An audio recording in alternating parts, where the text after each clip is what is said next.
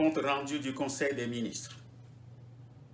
Le premier Conseil des ministres s'est réuni ce mercredi 21 octobre 2020 par visioconférence sous la très haute autorité de son Excellence, Dr Gabriel Agbeyome Messan-Kodjo, président de la République, chef de l'État, et en présence de son Excellence, M. Ben Kofi Djaba, Premier ministre, chef du gouvernement.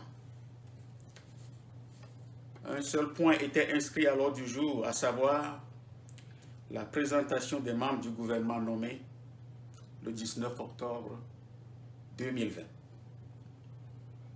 À l'entame de la réunion, les membres du nouveau gouvernement ont écouté un message audio du président de la République.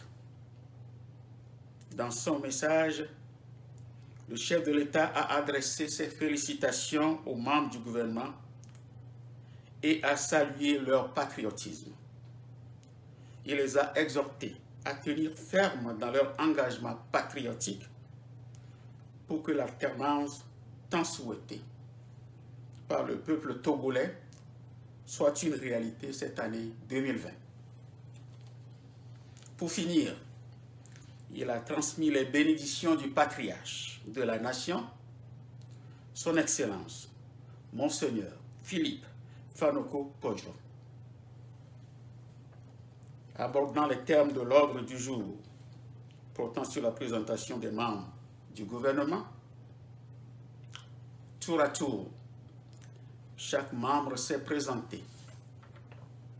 Les membres présents du cabinet se sont réjouis de faire partie du gouvernement de combat qui doit libérer le Togo des forces de prédation et de déshumanisation. Ils ont manifesté leur ferme volonté de travailler solidairement pour la libération nationale tant attendue cette année 2020. Le Conseil des ministres a convenu de la nécessité de développer des synergies dynamiques entre les ministères. Pour y parvenir, il a annoncé une série d'actions impliquant tous les membres du gouvernement qui aura lieu dans les jours à venir. Relativement à la situation politique dans la sous-région ouest-africaine, le Conseil des ministres s'est penché sur la crise post-électorale guinéenne et s'est montré très préoccupé. Il a appelé à une mutualisation des énergies entre les diasporas togolaises, guinéennes et ivoiriennes en vue du respect de la volonté des peuples pour une gouvernance vertueuse et la fin des mandats au long cours en Afrique.